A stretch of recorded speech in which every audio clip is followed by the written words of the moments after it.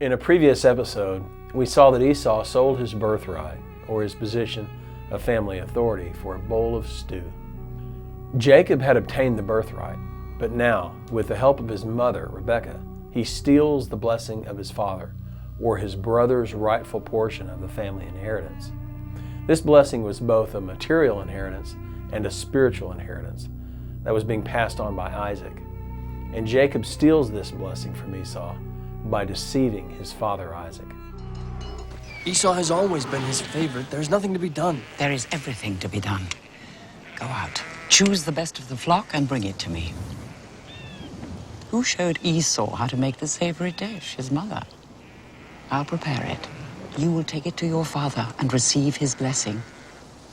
You will be lord over Esau.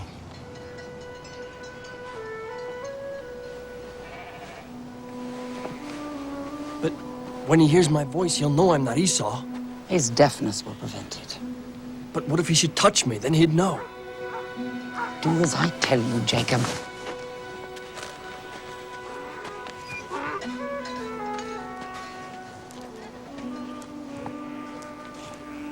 This is your brother's.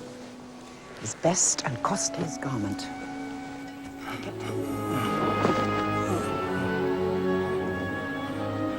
Is he Jacob?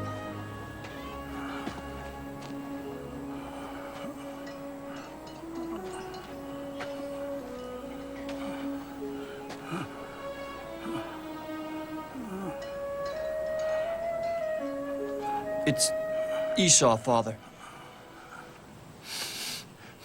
Yes.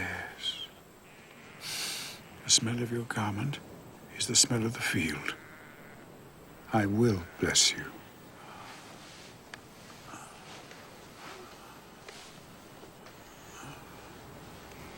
Receive this blessing. Let the people serve you. Be lord over your brother, and let him bow down to you.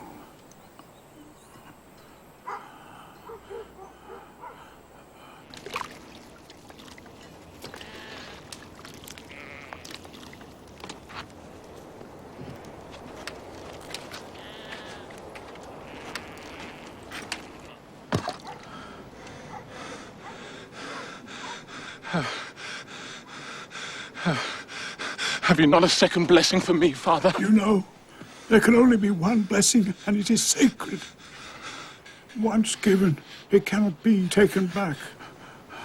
There is nothing to be done. Nothing!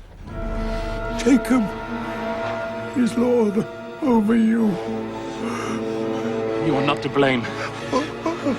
No, you were deceived. Rest. Rest now, Father.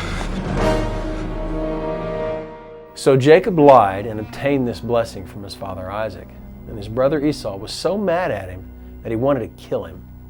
So with the help of his mother, Jacob left for Haran, a city northwest of Canaan in modern-day Turkey, the home of Rebekah's extended family. Well, on the way to Haran, Jacob stopped for the night, where he had a dream in which he saw a stairway resting on the earth with its top reaching to heaven, and the angels of God were ascending and descending on it. And there above it was a vision of God, and God told him, "I am the Lord, the God of your father Abraham, and the God of Isaac.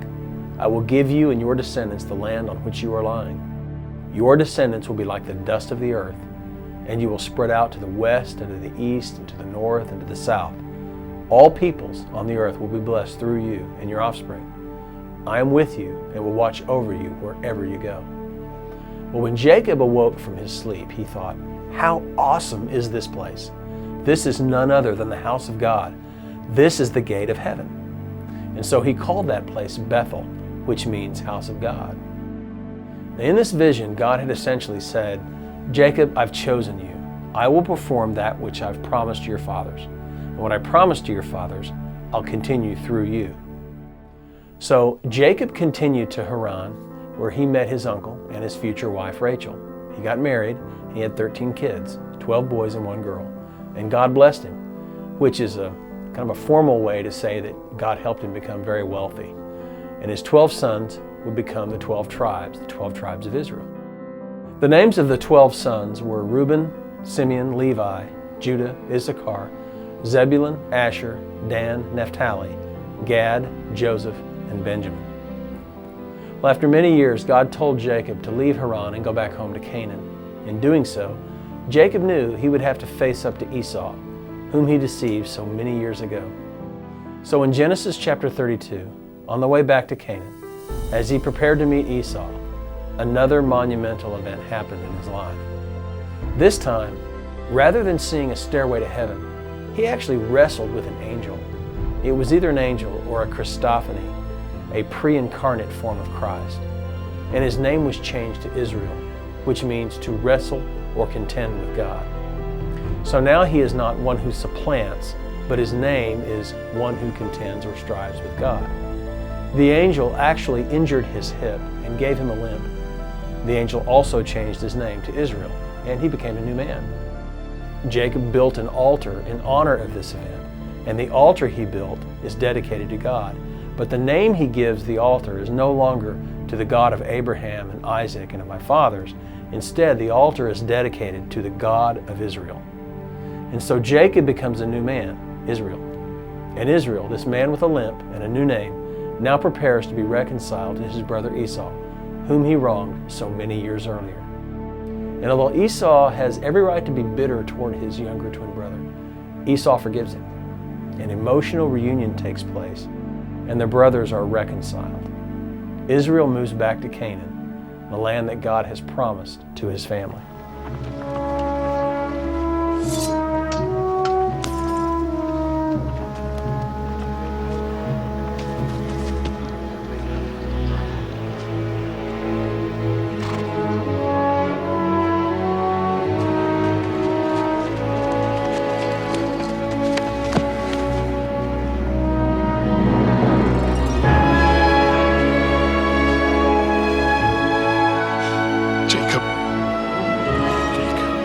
Esau. My father Isaac is dead.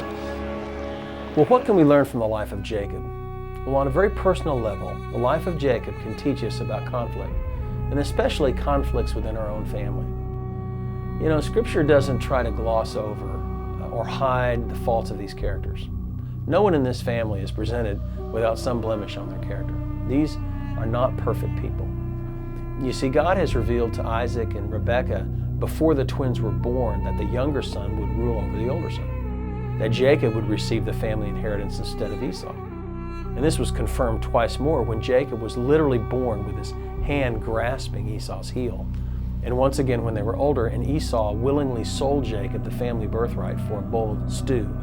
And so one might make the claim that Isaac should have been willing to break with tradition and give his blessing to Jacob. But instead, Isaac tried to pass on his patriarchal blessing the traditional way. And Jacob, rather than confronting his father and reminding him of God's promise, chose instead to lie and to cheat in order to obtain what he wanted. And Rebekah, as a result of her participation in that scheme, never from that day forward got to see her beloved son again.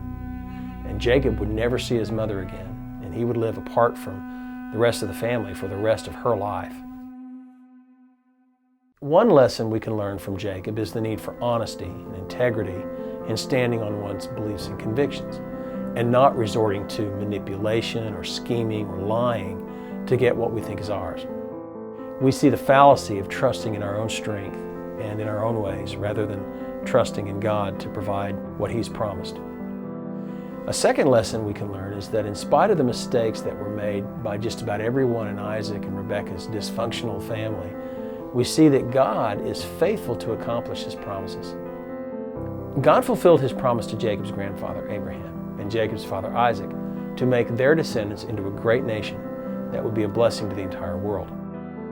And Jacob, now Israel, was the recipient of that promise. God chose him not because of any quality Jacob possessed.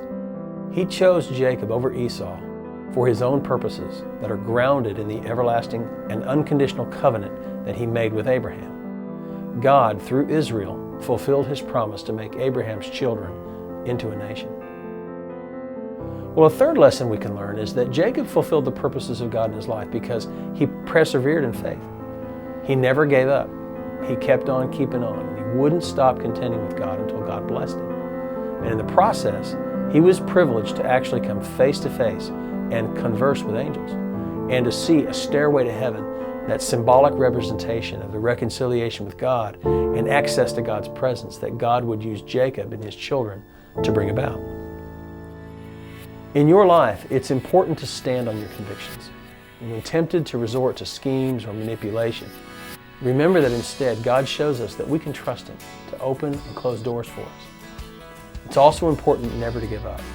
If you are believing God for His promises to be fulfilled in your life, you are trusting in a powerful God that will fulfill His word.